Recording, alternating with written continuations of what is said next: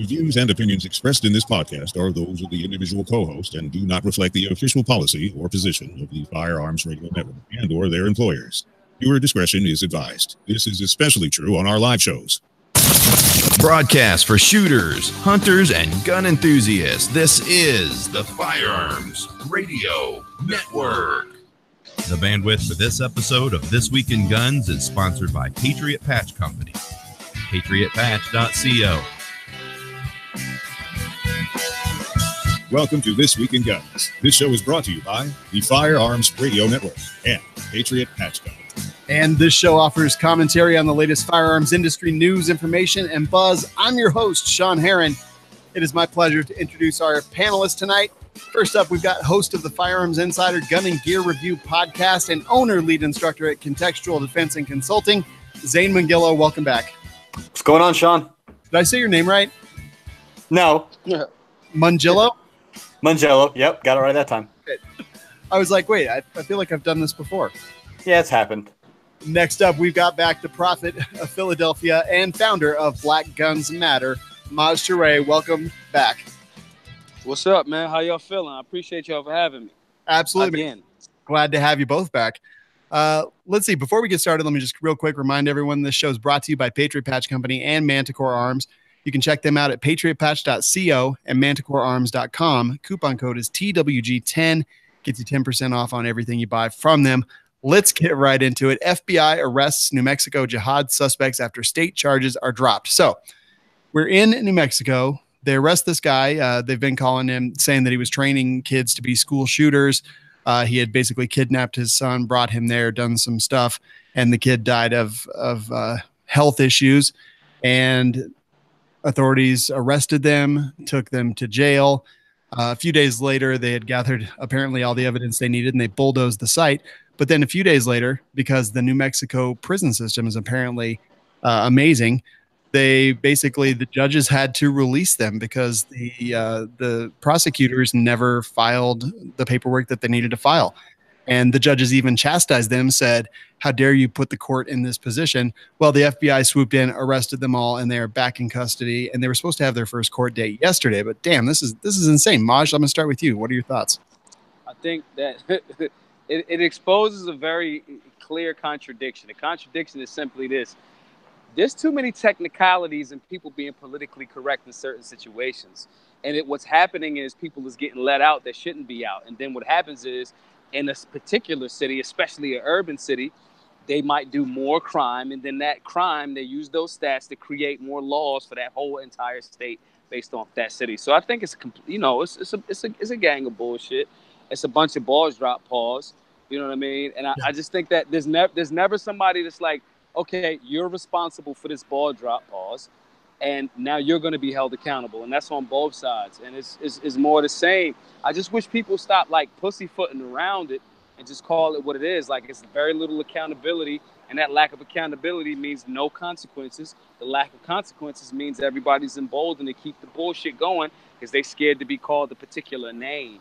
And it's just, you can see it. I mean, that's the guy that, like, the kid was, like, buried in the backyard or, like, somewhere on the compound, right? Yeah. Yep, that's the one. And so all they had to do was file paperwork to have a preliminary hearing within 10 days of the charges being filed. And they couldn't even do that. The judges were upset. They said, I don't see the district attorney here or the chief deputy district attorney, but it is disturbing to me that the DA would put this court in that kind of situation. And again, yeah, there's not going to be any repercussions off this. They're going to do whatever they do, and they're going to continue to do it. But I don't know if it's incompetence in the DA's office or just a completely overworked staff, but probably a little of column A and a little of column B. Zane, what are your thoughts? My thoughts echo what Maj said. It's very much a failure on the system, and probably kind of an unpopular opinion, but I think the decision to release them was the correct one because everyone is entitled to due process in this country, and the DA failed to submit the paperwork in a timely manner. So, yeah, that was the correct decision.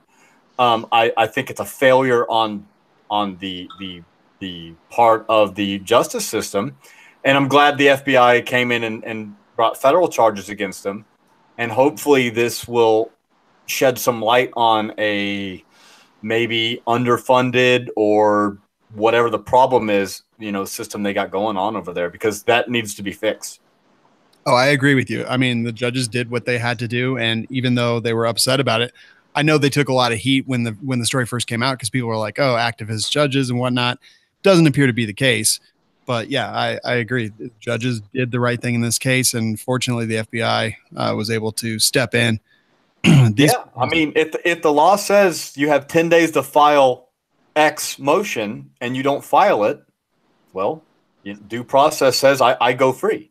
So, right. I mean, it was the right decision, but someone needs to take a look at what's going on. And like the article says, maybe they're understaffed. I don't know. I don't live there. I can't speak on that. But someone needs to take a look at this. Yeah. I mean, I feel you on the understaffed thing, but here's another slippery slope that it leads into to me as well. I personally don't want feds coming and handling anything on a state level. I try to limit that shit as much as possible, like philosophically, right? So what happens is you have this type of blunder, right? Because that's what it is. It's a blunder. You had this type of blunder, then the feds see the blunder and it's like, okay, we're going to step in. And don't get me wrong, okay, I get it in that particular scenario, but even that starts to become a slippery slope. Then people, well, we stepped in here, so why don't you want us to step in here? Because I'm for as least amount of extra hands in the pot as possible. So them blunders create spaces that create more examples of, hey, maybe we should handle everything for you guys. And, it's a colossal fuck up at that point. If that snowball effect keep popping off that way, I'm cool with not being politically correct if I know the answer. Now, don't get me wrong, that answer got to be cracking exact. You know what I'm saying? Like, don't just be politically incorrect or, what people perceive as politically incorrect just because you want to, say, fucking, just a bunch of stuff that's, racy. But at the same time, come on, man, if I'm right and I know I'm right, and if I'm moving in accordance with that rightness, or whatever, if that's a word, we got to, stop pretending and not allowing people to do their gig when it turns into certain levels of, okay, certain people go free, then other laws are enacted, then other slippery slopes happen. We got to be on top of that. I don't care if you understaff, really. Hire more fucking people. That's just what it is. Get more. And I don't even know if I really even believe that.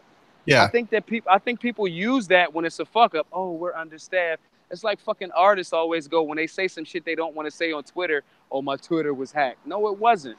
You said something at that point. Now you backpedaling, and it seems very similar to me.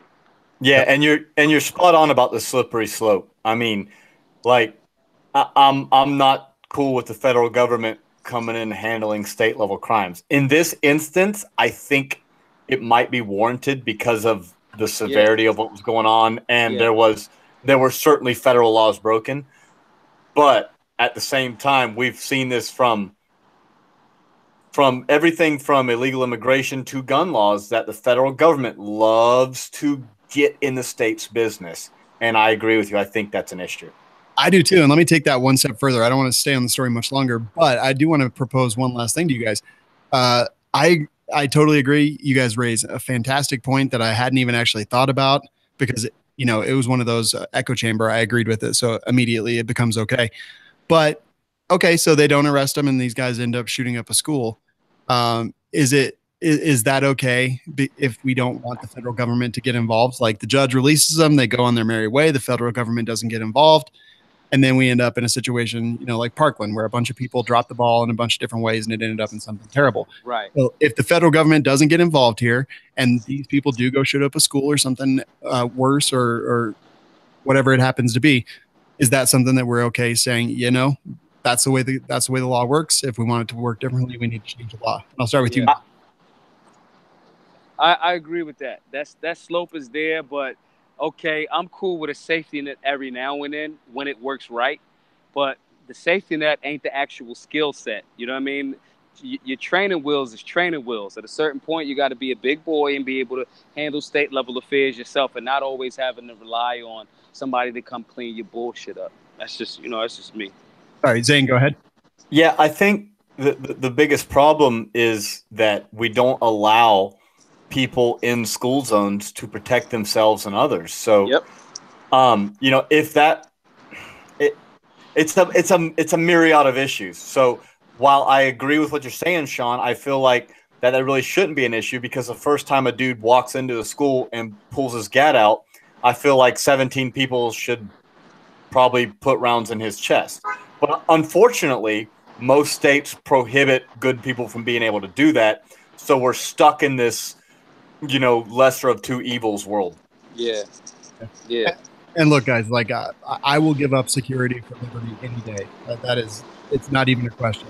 It's just something that's interesting to talk about on occasion. So, next story, we've got Smith & Wesson posts a strong quarter, surprising analysts. Does someone need to get that?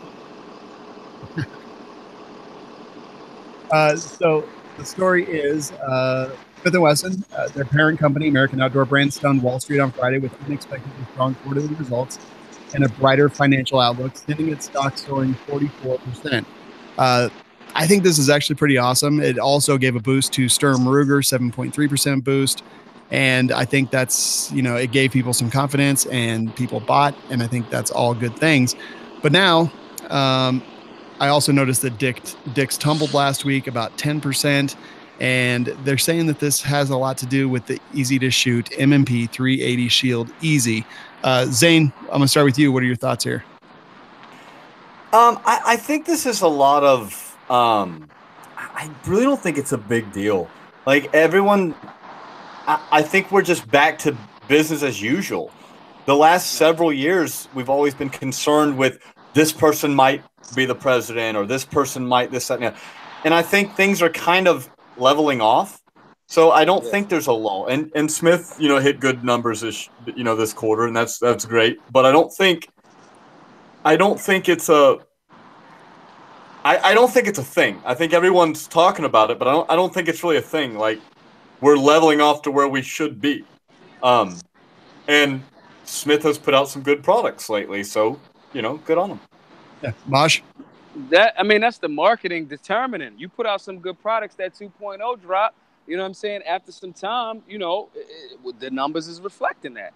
I'm not really tripping about that. And like you said, it's like, in the beginning, everybody's always super doom and gloom or super extremely hype. Either one of those are extremes. I remember when DVD players came out, them bitches was like $500 a piece. Yep. They're like 8 cents now. You know what I'm saying? So like everything's gonna find its own equilibrium, and I agree completely. It's something that, like, okay, you were scared about. You had 8 years of everybody. It was, you know, it was Obama's gonna take your gun, so everything was off the charts. Then you hit the Trump slump. Okay, we comfortable for a little bit. I think we finding that balance again. And like you said, if you're making a good product, I have never heard anybody genuinely, outside of just people that's just talking trash, that genuinely had a reason why the new merch that they putting out has been like horrible. I've heard none of that. I've heard none of that. So okay, now you're seeing the market reflect that. So I ain't mad at that. I think how we can kind of like add on to that a bit though is, okay, when we see that, we go support those companies, and then we link up with those companies and say, okay, can we create more accessory jobs off of that? Okay, you got this product. Take, for example, Detroit, or even better, Chicago. Chicago has just had, not just, but a few years ago, there's a woman in Chicago that beat 2 federal lawsuits. Her name's Rhonda Ezell. For a very long time, you could not open ranges or firearms-related stuff in the city limits of Chicago. That is not the case anymore. So now what I think we should do as the gun community is reach out to, you know, Smith and say something like, hey, what do you think about taking a little bit of those profits and maybe creating a small manufacturing for maybe some accessories in a place like Chicago? Get some jobs behind it because of that upswing, right? Get a little bit of jobs behind it. Maybe not even firearms, you know, per se manufacturing, but maybe something along the lines of accessories. Just goddamn holsters for that particular your best-selling piece. Saying it to say, then you get the politicians on board. I think that it's a good upswing, but I think it's like a 1-2 punch. If we follow it up with something practical that can create jobs, I think that we start to secure, and it's not just the upswing. We create that being the next plateau, not just, okay, for that moment we had that up and then prepare for the down. So, but I do definitely think it's an upswing, and it's getting back to what, you know, what we, business as usual in that sense. So I think it's a positive. But positives is cool, but I'm not down with enthusiasm. I'm more down with consistency. You feel me? Yeah, makes a lot of sense. Next story is San Jose teacher arrested for road rage and robbery, had a loaded gun in the classroom. Apparently, this happened a couple months ago, and there was a road rage incident. This person snagged the other motorist's cell phone, ran away. Took about 2 months to discover who the person was. They went to arrest him at the school where he teaches, and he had a firearm in his satchel. The school's upset, says that he's not going to be back. We're going to look at what we did, that he passed a comprehensive background check. And I don't know, there's a lot to unpack here. Zane, what are your thoughts here? Well, for one, stop road raging, people. Seriously, just it's not worth it. And for two, man, I don't encourage people to break the law, but I also do know individuals who carry in places they probably shouldn't, and that's a decision everyone has to make. There was nothing happened. Like, dude had a gun in school in his classroom, and I don't know what his intentions were or whatever. I feel like because he never used it for nefarious things, that it was probably for protection. But understand, if you do that and something else happens, it can all come back to haunt you. So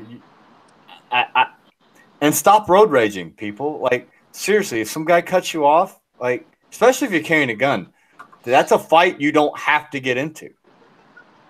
So I don't know. I agree. Maj? Yeah, I think the same thing. So two things that pop up in my mind. One is, how the hell did they find him? He did a very good job of being a normal, regular person, like in school, and like it took him 2 months to find him. That's one. The other thing is, like, what was his intent? Intent is a very vague term, but what was his intent for having a firearm? As far as like the things that led up to it, that's a whole nother thing. Like, I don't do that road rage thing, like, and you definitely shouldn't. But yeah, the meat of it for me right now is the conversation, and what was his intent for having the firearm as far as at the school. That's a big piece to me. You know what I mean? And why it took him so long to find him. But that's kind of like the meat of it to me. Like, damn, why did you have that there? And maybe you was just like, yo, you kind of have been traumatized or so forth, or you've done enough dirt that is like, all right, I gotta have this on me. So but that's kind of like the biggest thing that's sticking out for me, because that could have turned into something ugly completely. Not even from him. One of the students, you said he had the fucking gun in his like book bag. Yeah. Yeah, so like one of the students gets the firearm. That's a whole nother level of, catastrophe. So those are some of the things that kind of like that stick out a bit to me there. But does it say anything about that? Like, what is this? I mean, he can't have that bad of a criminal history. He's a teacher. Yeah. No, he passed background checks and stuff. And so I want to be really vague with what I'm going to say next. So I know a person who either does or has worked in the school system that either did or does carry a firearm, right, which is against the law. And this individual basically told me, like, look, man, there's nothing stopping someone from coming in here and mowing everybody down. We don't lock our doors. Right. There's nothing. He's like, so you know what? Now, this individual carries on his or her person, not in a satchel. That was smooth. Right. And so, and it's, I can't fault this individual for doing so, even though it's against the law. I'm like, you know what? You're not wrong. Again, I don't recommend people break federal or state laws, but the individual isn't wrong in the fact that the doors aren't locked. Anybody can walk on campus anytime they want. So this person has taken steps to remedy it. I completely agree there. There's some places I go that I'm like, man, I'm carrying. Like, that's just what it is. Some places, my friends are around. I have a lot of friends. And let's say New Orleans, I got some homies there. Okay, Chicago, I have friends there. Depending on what I'm there for, but I completely get that in that sense. It's like, yo, and maybe we're mixing two things together. Maybe he had that road rage situation or whatever, and that's somewhat separate from what his general intent is, But I completely agree with you there. Like, look, most people carry a firearm for the same reason the cop carries a firearm. It's like, yo, if it go down, if it's stupid, I'm gonna try to protect the people, or I'm gonna be the good Samaritan or whatever, if need be. So especially for my demographic, everybody got them.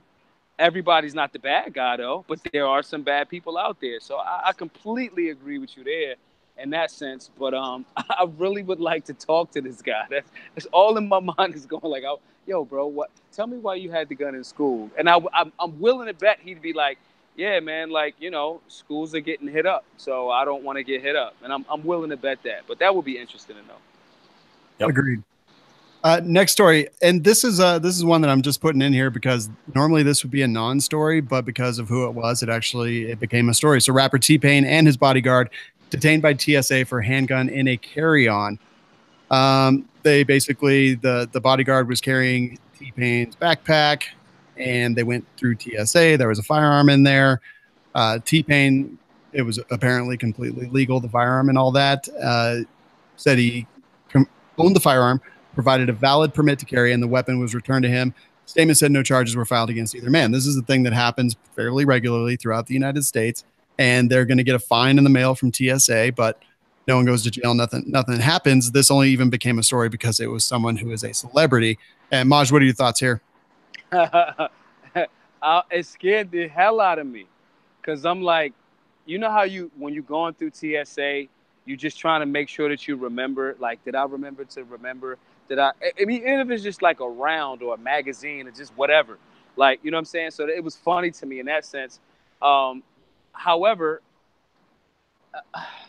now here's where I'm going to be kind of like the fun police. Yo, you got to kind of be on that, whether that's security, whether that's you. Like, come on, man, check your firearm. And I'm saying that because we don't need, for me, everything becomes like we under a microscope right now. We in the assault on, like human rights era, you know what I mean? So we definitely, especially like a public figure, especially an artist, they're gonna spin that, especially for my hood. It's gonna be like, oh, they could have spun that a whole different way. T-Pain tries to get gun through TSA. Like, it could have been spun a whole different way. So, you know what I mean? To me, it speaks more to making sure that you have effective systems. You know what I'm saying? When you leave a hotel, you got to have your hard case with you. You know what I'm saying? And his security should have known that. Now, to me, unless the goal was, I'm T-Pain, I'm famous, you hold the bag, they're going to let me slide through. If that was the thing and that's how you normally move, cool. But, it's a weird thing. Not because I think that T-Pain is going to fucking auto-tune and, like, shoot up an airplane. Like, that's not what I think. I just think that it's like, yo, the other side will use that against us, and, like, it'll make it a little bit more difficult for us. But as far as, like, him not going to jail, I'm totally with that. Like, because, I figured all kind of stuff. You know what I'm saying? So, yeah, I get it on, like you said, he'll get the fine or whatever. And it's good that they didn't spin it a different way. But it's just a general reminder of, like, yo, make sure that your systems is on point when you're leaving from your hotel to go to the airport, especially in regards to firearms. Yeah, totally agree. Zane? So I have a bag that I don't fly much anymore, but I used to quite often. And I have a bag that, as a general rule, guns and ammo do not go in. Right. They just don't, ever. I'm never going to use that bag to go to the range, nothing. And that's my carry-on bag. Right. So this doesn't happen. And I did that after getting home from a trip one time and finding a loaded magazine in my carry-on. I completely went through TSA, by the way. Yep. So the other thing I have to say is I think it's really cool that T-Pain has a concealed carry license. Like, you see a lot of these rappers talking all this junk about being drug dealers and murders and all this. I think it's cool that T-Pain's like, no, I got a concealed weapons license. I just think that's kind of cool. Yeah, legal and good to go. This happened in Atlanta, by the way. So, yeah, good on him. And I'm like you, Zane. I've actually got very similar criteria, although just sometimes stuff happens. And I check every single pocket in every single bag that I take on an airplane before I head out. But I'll tell you what, the second that you get in a rush or anything happens, all that goes out the window. And I actually lost an expensive pocket knife leaving Nebraska because, just was in a hurry and, just didn't check that one pocket and it was game over. Yo, them systems, having those systems in check. So so I'm on a plane once or twice a week. Right. And I know I have a foolproof system. Same thing. This bag is my carry-on bag. Nothing goes in that bag. Very similar. It's like, oh, mine was weed. I got weed from like Colorado somewhere else, like years ago before I started doing Black Guns Matter work. Let me throw that out there too. But for me, it was like, man, I could have ran into an issue there. Maybe not. Who knows? But it exposed a weakness in my system. And you're right. It's like, okay, I get to the airport maybe an hour ahead of time, especially if I'm checking firearms. But it's like you have to have those systems. And that, I also believe that they was like, it's Atlanta, it's T-Pain. We like T-Pain. The question becomes, if it wasn't T-Pain, let's say if it was YG, let's say if it was Jeezy, the music is different. Do they handle that person different? So it could have went left or right, but it speaks to just making sure that you having them systems in position, because you're right. Anything could happen, especially if your systems ain't tight. Totally agree. Next story, immaculate concussion. Microwave weapons may have been used against embassy workers in Cuba and China. This is a story that's kind of making its way. I had to make sure that it was somewhere good. It's at msn.com.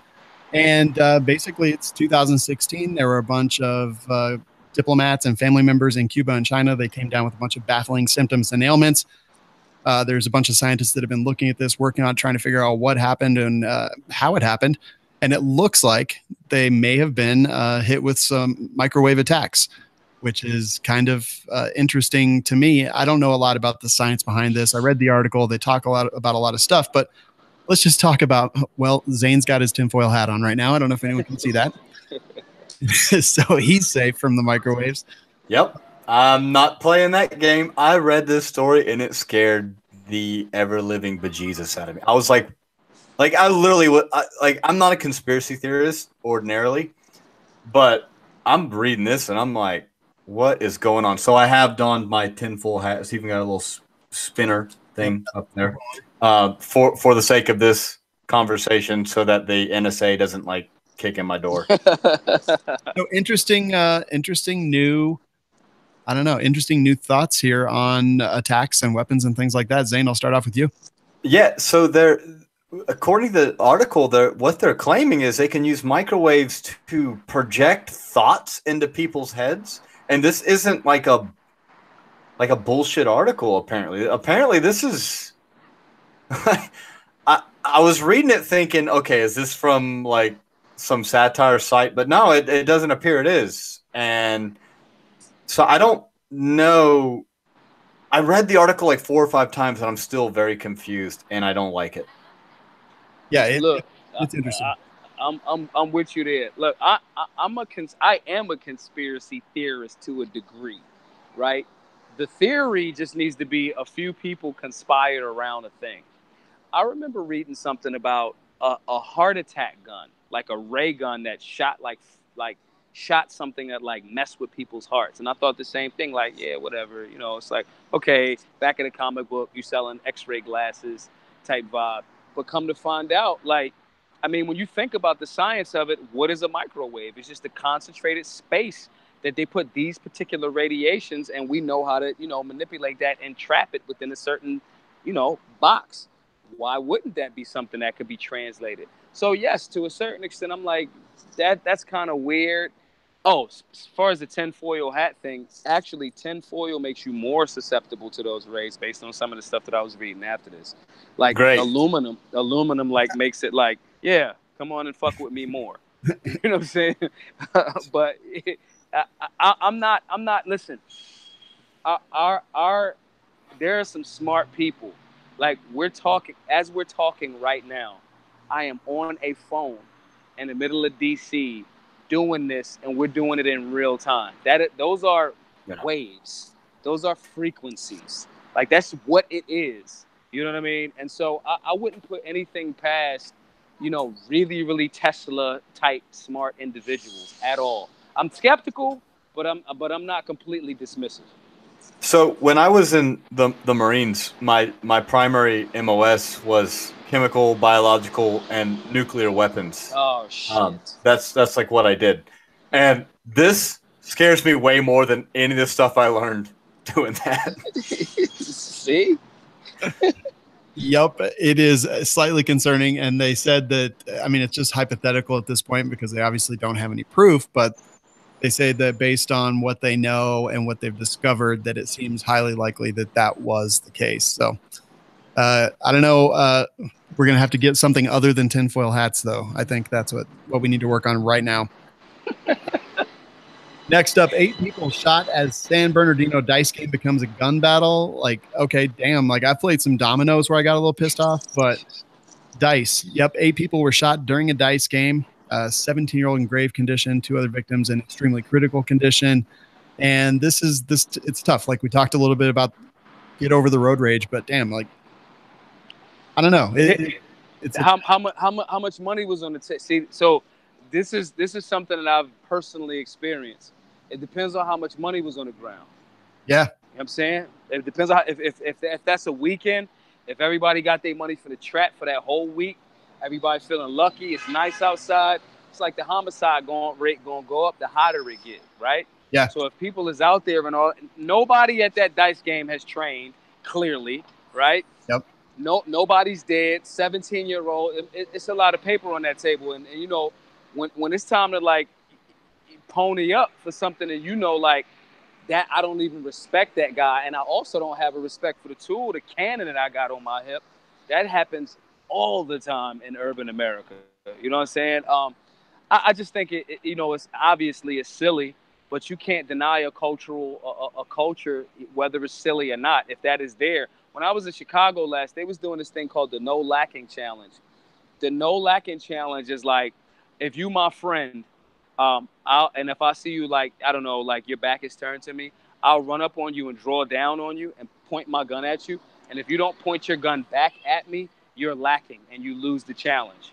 Like, that's a game, right? But the problem with that is that game is stupid as shit. It's very unsafe. So the same thing with the dice thing. I hope the 17-year-old pulls through and things like that, but it's more money on the internet, guys. That's only for the guys that might happen to be listening to this. I'm telling y'all, the digital space got the block beat by light years. Get off that. Get on the internet, learn, get some YouTube, Googles, or whatever you want to call it, and get out the street. But that's really corny. Wait, how many? It was 8 people. 3 people got hit. 8 people were shot. 3 people were either one's grave, 2 were critical, and I guess they were the rest suffered non-life-threatening injuries. So it's 8 people, and 8 people got hit. 2 people died. No, nobody died. There were 10 people total. 8 people got hit. Nobody died. So all terrible shots all the way around. Right. I'm reminded of a line from Tombstone where he says, "Well, he crawfished a bet and called me a liar." Exactly, man. Right. Take it serious. Right. It's serious. Especially, I would like to know how much money was on the floor, because it might have not been for over the dice game. It might have been a robbery. Interesting point. Arlington, Texas, police killed driver fleeing from traffic stop. They pulled him over for a registration violation. Officer reportedly smelled marijuana, called for backup. Another officer arrived. The person started the vehicle, started to drive away with the officer's arm still in the passenger window. Verbal commands were given. Officer fired into the SUV and struck the person, and they later died.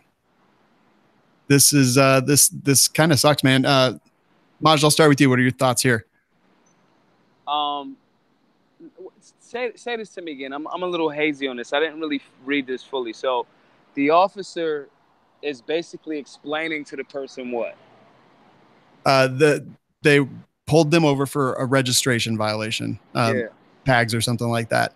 While they're doing their stop and interview, smells marijuana. calls for backup. Backup shows up. Officer standing on the running boards of the SUV. Driver starts the vehicle. Officer starts yelling, turn off the vehicle. Driver starts to drive away. Officer still standing on the running board with the arm in the window, draws and fires and ends up killing the person. Now, I will say that after they searched the vehicle after the shooting, there was a pound of marijuana, 7 grams of ecstasy, and a 40 caliber Glock with an extended magazine. Tough one. Yeah. So rough for 2 reasons to me. To me, that sounds like y'all had priors. Obviously y'all was dirty. Even if y'all was completely clean, that was gonna be the first charge that y'all was gonna catch, and you didn't want that charge. I can't, I'm always a fan of citizens not being killed by law enforcement. However, I'm also a fan of fucking law enforcement going home, like to their family. You know what I'm saying? So, I mean, at this point, how dirty can you be? Like, if you're transporting to work, you got the pound, and you got the burner on you. Maybe you shouldn't smoke like at the same time to draw attention to yourself. So it's like, nah, that officer he has every right to make it home that night. Y'all didn't want to catch the charge. That's what it sounded like to me. Y'all didn't want to catch the charge for the thing that y'all was doing. You know what I mean? Do they even have a clean driver's license? Because if they got a clean driver's license, okay, I get pulled over. There's no reason for the search and or seizure. You know what I mean? So, or maybe they didn't even know. But at the end of the day, the reality is, if I'm that cop, I come up, my partner smells the marijuana. I'm going to listen to my partner. If I'm in a state where marijuana is not lawful, I'm going to probably search the car at that point, and y'all trying to pull over. I like the fact that they didn't try to initially just try to shoot the officer. But, like, if I'm trapped in the car and you pulling off, like, my life is still at risk. So, again, I got to get home to my baby. So I know some of the dudes might not like that answer, but I mean, it is what it is. You got to be able to stand what you do. That don't mean you add somebody else into your foolery because you didn't have a system, And again, that officer he got to get home to his family. Yep. Zane? I have several issues here. The first of which is this is a prime example why stupid laws lead to unnecessary deaths. Yeah. The fact that they smelled weed. Well, weed probably shouldn't be illegal. I don't think you should smoke weed personally. But I also think you're all grown men and women, and what I think is largely irrelevant when it comes to your life. Right. So there's that. The other thing is I take issue with, from a tactics standpoint, I probably would never stand up on a person's running boards and place any part of my body in their vehicle for fear of being dragged by that vehicle, which obviously almost happened. The mother of the person that died stated that they think they should have tased him instead of shot him. Personally, I don't want to tase somebody who is driving off with me dragging in the vehicle because they may just slam their foot to the floorboard. Right. And that could... I also probably don't want to shoot that individual for the same reason. So, yeah, I don't think there's any harm done here. I think the best case scenario is try to get... Personally, I would have never had my arm in the vehicle, and I would have just stepped off. But hindsight's 20/20. So I don't feel like there's anything foul or unkosher going on here. But I think mistakes were made at numerous levels. Yeah, I can agree with that. Next. I totally agree with that. I'm sorry. I know it's just it's so many things that you just said that it's like, okay, yeah, it's weed. You bugging. We know that the wave is changing and things like that. You're a grown person. You make decisions for yourself. You know what I mean? But I just, at the same time, though, like from both perspectives, you don't want to catch the case. That officer doesn't want to get like his face ran over because, all of those different things. So it's a balance there. But yeah, you're right in the sense of like, okay, yeah, I smell weed. I've been pulled over in Cali with my friends the first time I was there. Cop pulls us over. You got any drug? You got any, guns? Anything illegal? My friend's like, nah, I got a little bit of weed. And the cop tells him, he's like, yeah, everybody has a little bit of weed here.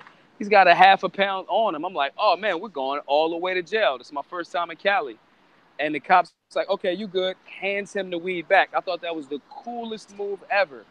You're not tripping over some dried up plants. You know, this guy, he was doing 4 miles over the speed limit. That was the purpose of pulling him over.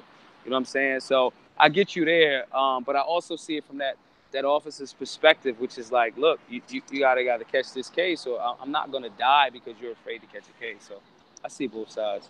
The other thing I will say is, if you're gonna carry a Glock 27, don't run extendos. Like, if you're gonna run extendos, have at least a full size gun. Like, Jesus. Come on, people. You're defeating the purpose. Right. Next story. Texas woman shot herself in the hand with an unloaded gun. Well, interesting headline. Goes on to say that she called the police she called her landlord, or she called the police. Her landlord drove her to the hospital. She said she had been handling an unloaded .380 caliber pistol and shot herself in the hand. And then the last paragraph says she conceded the weapon must have been loaded after all. Just like, what an awful headline, I think. And is this even a news story? It's kind of interesting. Zane, I'll start with you. Yeah, no, the last line of the story says it all. She conceded that, well, the gun must have been loaded. Well, like, no kidding. The gun must have been loaded. Like, this is why I stress gun safety when I teach my classes. And this is why anytime someone says, oh, well, it's not loaded, when I say get your finger off the trigger or keep a thing pointing in a safe direction, it's like, I don't care. You have to ingrain. Safety should be ingrained to where it doesn't really matter. You just, I don't know. I'm just like whatever. Like, obviously the gun was loaded. Obviously this woman had some very without a hand. Yeah, made some very negligent decisions, and I hope others learn from it. I completely agree. It's just the whole thing is weird, and I am seriously like, this is a completely irresponsible headline, and I'm not sure. It feels like there's almost an agenda. You don't make a headline. Well, and so my thing is, like, this gun is loaded. It's not unloaded, and I have one over here that is unloaded, but it really doesn't matter. I'm not going to treat either one of them any differently. I'm not going to point either one of them at anything that I'm not okay with putting a bullet through. So I don't understand this thought process and it's typically newer or less experienced gun owners, but this thought process of, oh, well, it's not loaded. Like, that doesn't make any sense to me whatsoever. Yeah, I definitely completely agree. To me, that's a complete, that's a straight negligence. You know what I'm saying? You might not be the greatest shooter. You might not be the best marksman or woman or whatever, but you could be a master of safety. You know what I'm saying? And our classes, we beginner level to complete, like, base level. And the reality is, like, yo, there's 4 of these rules. You know what I'm saying? Follow them, stick to them. It should be like breathing. It should be conditioned. You should be, like, making fun of yourself when you, like, Windexing your like glass windows, that you're like, oh man, my trigger discipline translated onto the Windex bottle. Right, because it should be second nature. You know what I mean? And even outside of that, like, you got to check and clear every time. So it's not a news story, it's an ignorant story. And it's like, we can remove a lot of that by getting more people informed about the rules. You know, and that's just what it is. More information removes that. You got to, like, violate a few of them rules to have that type of, catastrophe happen. And exactly. Like, it's a compounding problem. Yeah. Right. So many. Next up, there's a lot to unpack in the next story. So we're going to move into our I'm Offended segment. And fake news: of 235 reported school shootings, only 11 could be confirmed. Very interesting. This actually comes to us from NPR.org. And I think it's kind of interesting. So the spring U.S. Education Department report says that in 2015-2016, nearly 240 schools reported at least one incident involving a school-related shooting. That number is far higher than most other estimates. So NPR went out and reached out to every one of those schools repeatedly over the course of 3 months and found out that more than 2/3 of these reported incidents never happened. Of all of those, they were able to confirm 11 reported incidents, either directly with schools or through media reports. So in 161 cases, schools or districts attested that no incident took place or couldn't confirm one. In at least 4 cases, something did happen but didn't meet the government's parameters for a shooting. And about a quarter of the schools didn't respond to the inquiries. So these numbers are small. Only 11 confirmed out of 240.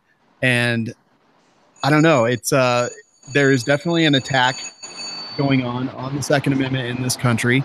And I think that things like that just show us that, yeah, that there is. And if we don't have the proper data, like how can we make any decisions in the country? Maj, I'll start with you. That's why when I said earlier, I'm a conspiracy theorist to a degree. You know what I'm saying? I'm not going to completely just straight out rule the concept that there are people that are sitting around conspiring and coming up with theories that they can put into practice, especially around the Second Amendment. You know what I'm saying? So, but it won't even matter the facts after a certain point, because media spreads it. It spreads like wildfire. People believe that things happen that may have not. And based on this data, you have 11 confirmed situations. 11. We're not even talking about the people that, the schools or whatever that didn't communicate back with people.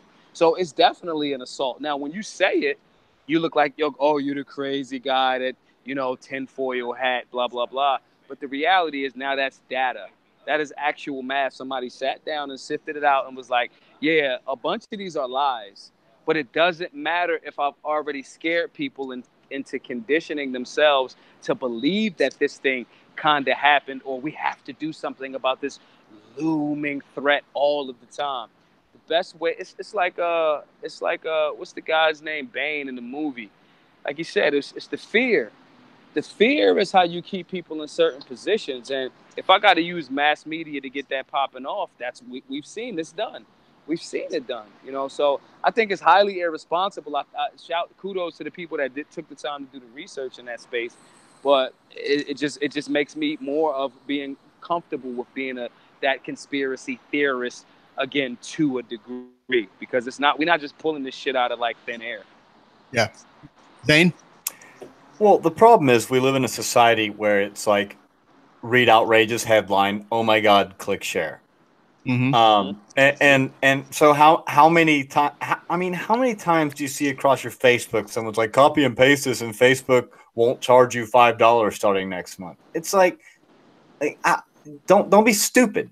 So something comes out like there's been 200 and whatever, incidences. Well, this is not the first time this has come up. Right about this time last year, there was a thing that showed that they included things like gang shootings that were close to school property, and like a homeless guy in possession of a BB gun, and all these things. So this is not surprising to me at all. Unfortunately, it's an afterthought. It's like when the newspaper prints their retraction on like page 8 in very small print from the main story from last week that was, on the headlines. I think it's good that the info came out, but I don't think it matters in the grand scheme of things, because the only people who are going to find out about this are those in our own echo chamber. Yeah, right. I do agree with that, and we will see these numbers crowed about everywhere. I guarantee that, and that just kind of stinks, honestly. But you know what though? I don't think it's. I think it's the onus falls on us to make sure this don't stay in the echo chamber.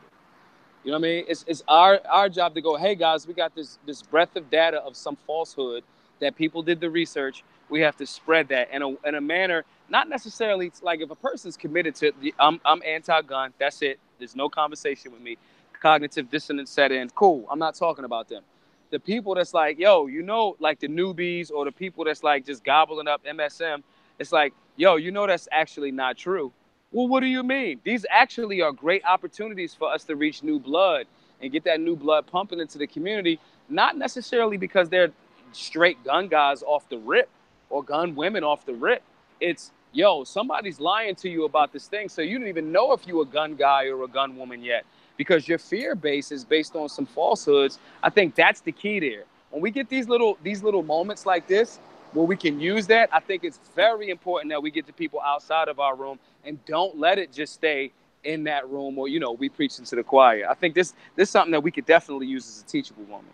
I think the problem, though, with that, Maj, is that it doesn't really matter, because no one that is seeing my posts on Facebook and Instagram and whatever no one that's anti-gun is seeing my post. Yeah, I have thousands of friends on Facebook, many of which are staunch liberals and very anti-gun. The problem is with the algorithms and the way it works is the only people who see what I post are the people who agree with me. And the same with you. And the same with Sean, the same with We Like Shooting, the same with This Week in Guns and everything. So because getting likes it feeds to our dopamine, basically. I mean, it's almost like a drug, getting those likes and those comments. So how do we spread it? Because all we're doing is, yeah, I shared the story on my page, but who'd it go to? It went to other people who already agree with me. So I don't know what we can do. I agree with what you're saying, Maj, but I don't know what we can do to actually do that. So one of the things that we do is we do like meet and greets and things, and we focus less on the firearm portion of it and make more of it more conversational. So for example, we'll do a meet and greet in, I don't know, a cigar bar. We've done that, and it's like, oh, come meet Sean, come meet the guys from We Like Shooting, come blah blah blah blah blah, right? But we more so reaching out to people that are outside of that. We do, this part has to be done outside of the online sphere, even if it's only in your town. Hey man, we having this meet and greet, you should come through. It's free, it's $5, it's $10, whatever, right? But then in that space, when people start to ask those conversations, well, what do you do? Well, oh, I'm glad you asked. I'm X, Y, and Z. It's kind of like, we're like books now, in the digital space. We have to get back to books, because the digital world, we can just like edit the thing, and now this is what the book says, as opposed to having that hard copy of the book. In that sense, we have to get out and actually, it's like we campaigning. We got to get people over to our side. We have the facts, but we have to now take ourselves physically out of that. It can't be online. Zuckerberg definitely ain't trying to help you spread that message. You know what I'm saying? But we have to physically do it. I've always sold DVDs for years. DVDs are like always fun to me. I like movies and shit like that, right?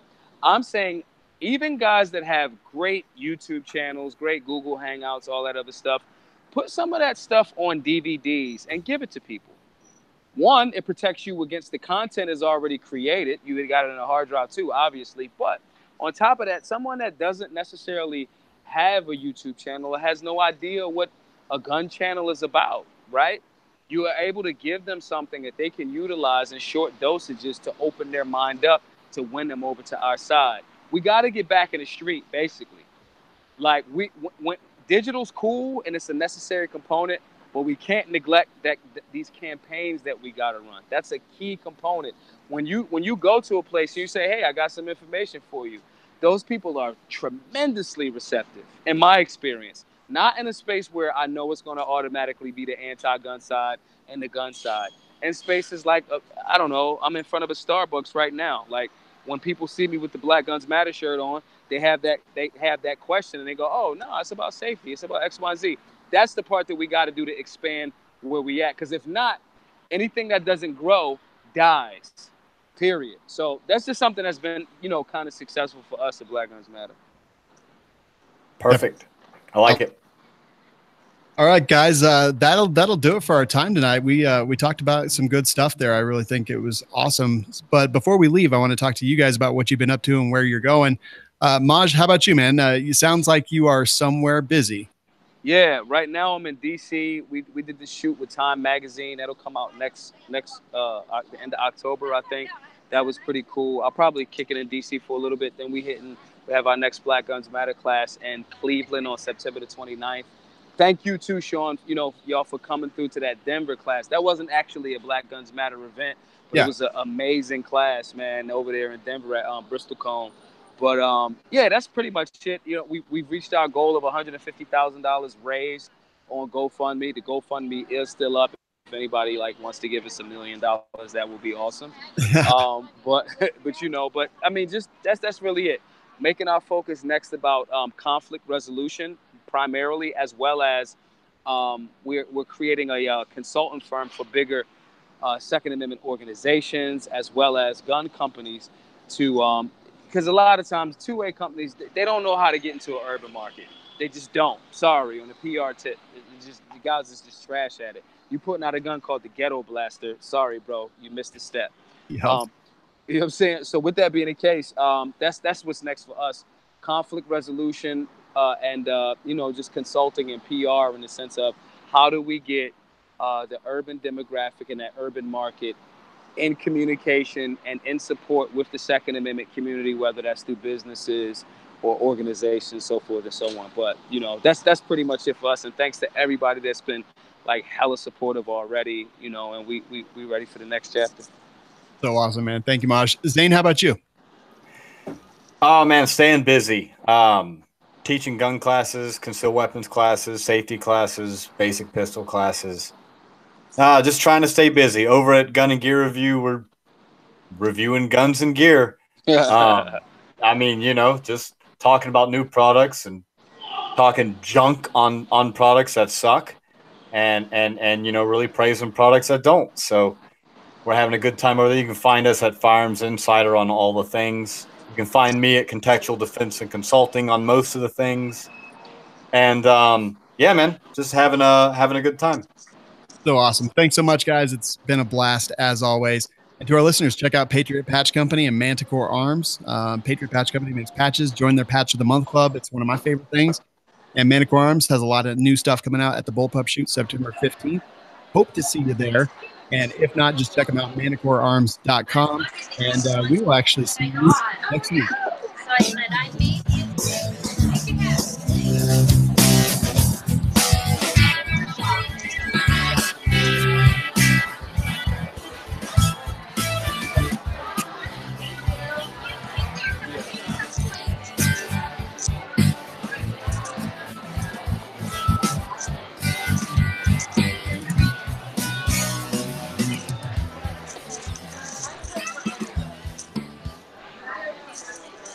All right, thanks.